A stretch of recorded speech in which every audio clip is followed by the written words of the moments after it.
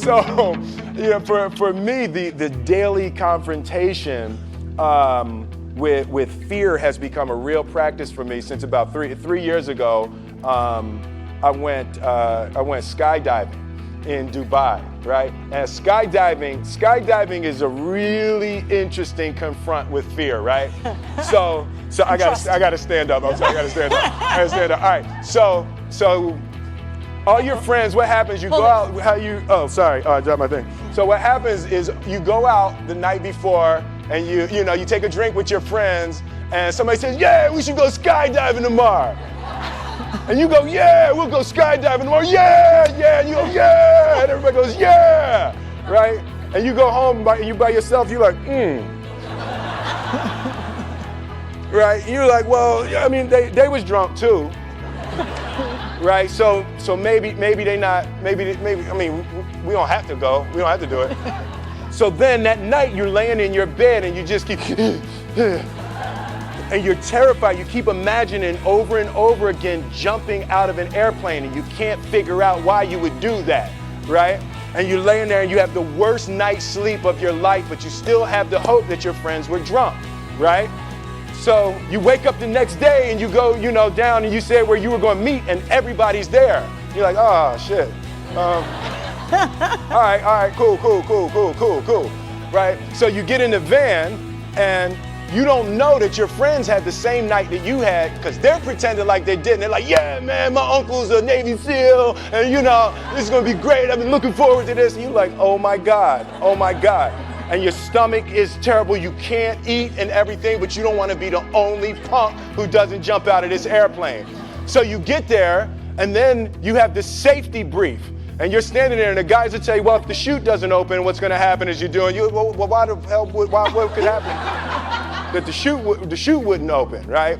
So you do a thing, and what you do is your first jump, you're attached to a guy who is going, he's going to walk you out. So you go, and you get there, and there's an airplane, and nobody's stopping. Everybody's still going. So you get onto the airplane, and you're sitting there, and it's extra because you're sitting on some dude's lap, some stranger. He's sitting on his lap, and it's like, you're trying to make small talk. Yeah, man. So you be jumping with people all the time, huh? Right?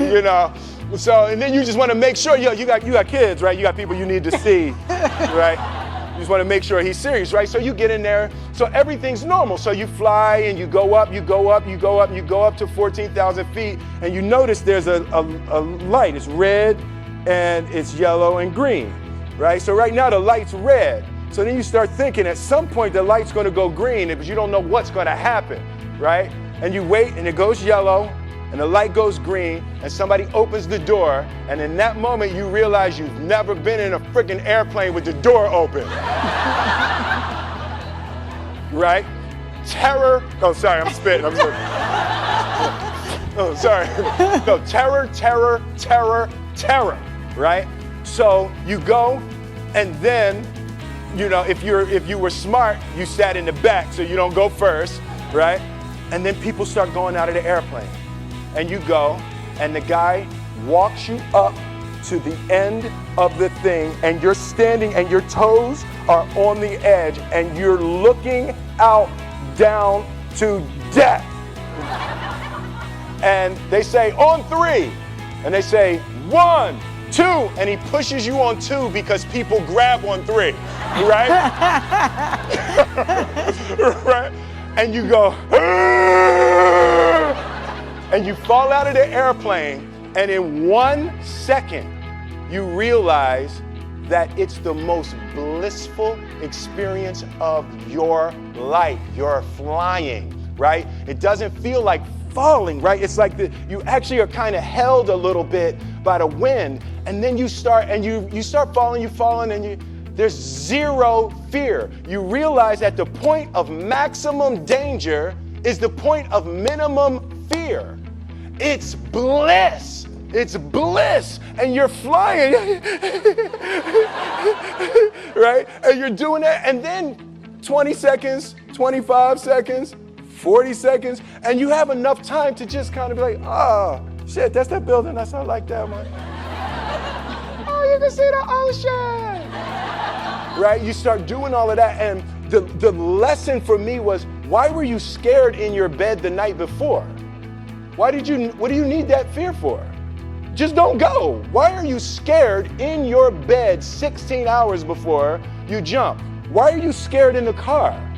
Why could you not enjoy breakfast?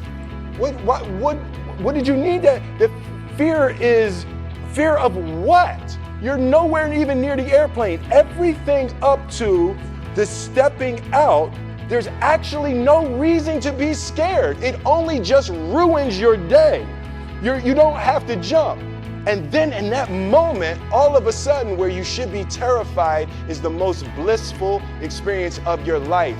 And God placed the best things in life on the other side of terror. On the other side of your maximum fear are all of the best things in life.